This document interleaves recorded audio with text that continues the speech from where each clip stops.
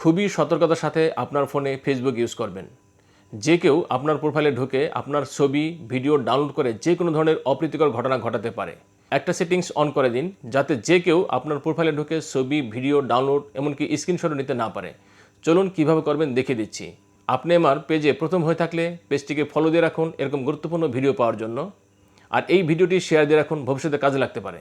এই জন্য প্রথমেই চলে যাব আমি আমার ফোনের ফেসবুকে ক্লিক করে দিব। ফেসবুকে ক্লিক করে দিলে ঠিক এই প্রোফাইল আইকনে ক্লিক করে দিব। এখানে ক্লিক করে দিলে ঠিক আমার প্রোফাইলের পিকচার দেখতে পাচ্ছেন। এই প্রোফাইল পিকচারে আমি একটা ক্লিক করে দিব। দিলে ঠিক আমার কাছে এমন একটি পেজের অপশন নিয়ে আসবে। এখান থেকে